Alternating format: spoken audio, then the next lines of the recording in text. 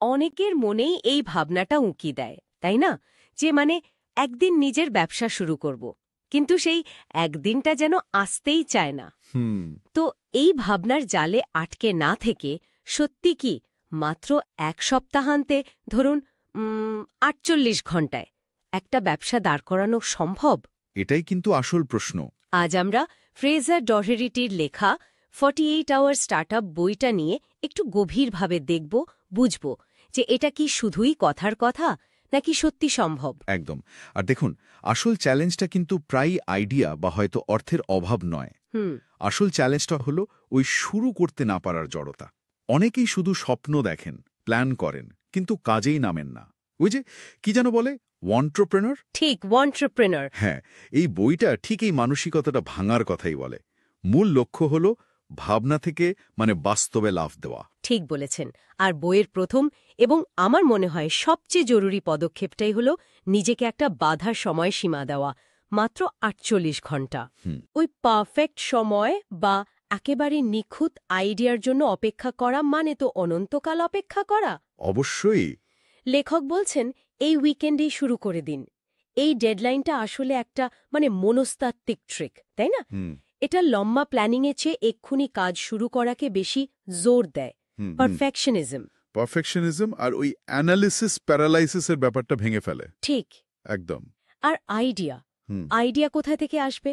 দেখুন, এখানে একটা গুরুত্বপূর্ণ বিষয় হল দারুণ সব ব্যবসার আইডিয়া কিন্তু লুকিয়ে থাকে আমাদের চারপাশে সমস্যাগুলোর মধ্যেই। তাই। হ্যাঁ, নিজের কোনো বিরক্তি ধরুন, বা অন্যের কোনো অসুবিধা, কিংবা নিজের পছন্দের কোনো বিষয়, এগুলো থেকেই কিন্তু সেরা আইডিয়াগুলো জন্মায়। শুধু একটু চোখ কান খোলা রাখতে হবে। যেমন বইটাতে একটা উদাহরণ ছিল না? ধরুন, আপনি বা আপনার বন্ধুরা সহজে ভালো কফি বানাতে পারছেন না। ঠিক। ব্যাস, এটাই হতে পারে একটা ইনস্ট্যান্ট কফি ব্র্যান্ড শুরু করার আইডিয়া। খুব সাধারণ জায়গা থেকেও আইডিয়া আসতে পারে। অবশ্যই। আর দেখুন, লেখক জোর দিচ্ছেন যে কোনো বড় যাত্রাই শুরু হয় একটা ছোট্ট পদক্ষেপ দিয়ে।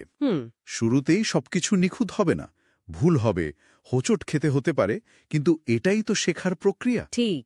লেখক ফ্রেজার ডোরোথির নিজের উদাহরণটাই তো দারুণ। উনি কিশোর বয়সে তার দিদিমার রেসিপি দিয়ে জ্যামের ব্যবসা শুরু করেছিলেন নিজের রান্নাঘরে। হ্যাঁ, নিজের রান্নাঘরে। আর সেটাই পরে $1 মিলিয়ন সুপার জ্যাম ব্র্যান্ডে পরিণত হয়েছে। সুতরাং শুরুটা সাদামাটা হতেই পারে। আচ্ছা, এই শুরুটা নিয়ে আরেকটু যদি বলি, শুরুতে একেবারে পারফেক্ট প্রোডাক্ট বানানোর দরকার নেই বলছেন লেখক। বইটাতে এমভিপি বা মিনিমাম ভায়াবল প্রোডাক্টের উপর খুব জোর দেওয়া হয়েছে। এর মানেটা কি একটু বুঝিয়ে বলবেন? অবশ্যই। এমভিপি মানে হলো প্রোডাক্টের একদম বেসিক মূল কাজটা চলে এমন একটা সাধারণ সংস্করণ তৈরি করে ফেলা। আচ্ছা। এবং সেটা যত দ্রুত সম্ভব বাজারে ছাড়া। উদ্দেশ্য কিন্তু প্রথম দিনেই অনেক টাকা কামানো নয়। তাহলে উদ্দেশ্যটা কি? উদ্দেশ্য হল আসল গ্রাহকদের থেকে ফিডব্যাক নেওয়া, বোঝা যে বাজারের চাহিদা আছে কিনা, তারপর সেই মতামতের ভিত্তিতে ধীরে ধীরে প্রোডাক্টটাকে আরও ভালো করা। এতে ঝুঁকি কমে আর শেখাটাও তাড়াতাড়ি হয়। বাহ, বানিয়ে টেস্ট করা, তারপর ফিডব্যাক শুনিয়ে উন্নতি করা। দারুণ কৌশল তো। আচ্ছা, এরপর আসে ব্র্যান্ডিংয়ের কথা। এটা তো শুধু লোগো বা একটা নাম নয়, তাই না? না না, একেবারেই না। ব্র্যান্ডিং মানে হলো আপনার ব্যবসার পরিচয়, আপনার দেওয়া প্রতিশ্রুতি, আর সবচেয়ে জরুরি হলো বিশ্বাস তৈরি করা। বিশ্বাস। হ্যাঁ, আপনার ব্যবসার পিছনে একটা গল্প থাকতে হবে। এমন গল্প যার সাথে মানুষ নিজেদের যুক্ত করতে পারে। মানুষ তো শুধু পণ্য কেনে না, পণ্যের পেছনের গল্প বা উদ্দেশ্যটাকেও কেনে। ঠিক। আর আজকের যুগে তো অনলাইন উপস্থিতি ছাড়া এগোনোই মুশকিল। লেখক বলছেন প্রথম দিন থেকেই অনলাইন দুনিয়ার কথা ভাবতে হবে। অবশ্যই অবশ্যই। একটা সাধারণ ওয়েবসাইট বা ধরুন একটা ফেসবুক, ইনস্টাগ্রাম পেজ, এগুলো খুলে ফেলাটা এখন খুব জরুরি।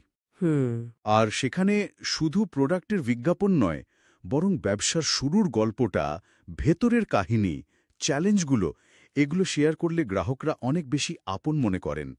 মানুষ আসলে মানুষের সাথেই জুড়তে চায়। এই সূত্র ধরেই একটা প্রশ্ন মনে আসছে, প্রথম দিকের গ্রাহকদের নিয়ে।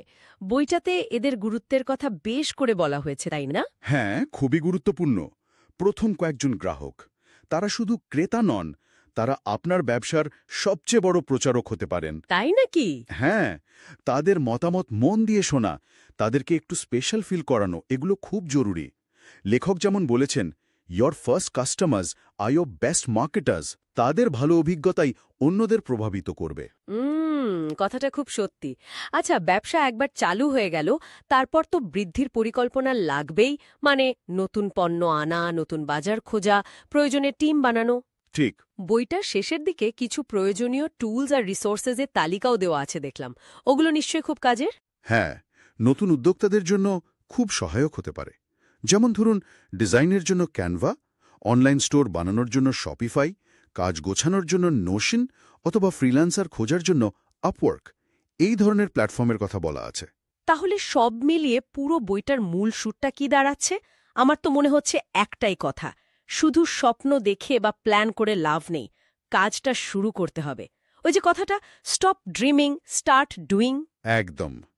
এবং এটা শুধু কথার কথা নয়, সঠিক মানসিকতা নিয়ে আর এই বইয়ের দেখানো পথে এগোলে ওই ৪৮ ঘন্টার মধ্যে কিন্তু সত্যিই নিজের একটা ছোট উদ্যোগ দাঁড় করানো সম্ভব। অন্তত প্রথম ধাপটা তো অবশ্যই নেওয়া যায়। দারুণ।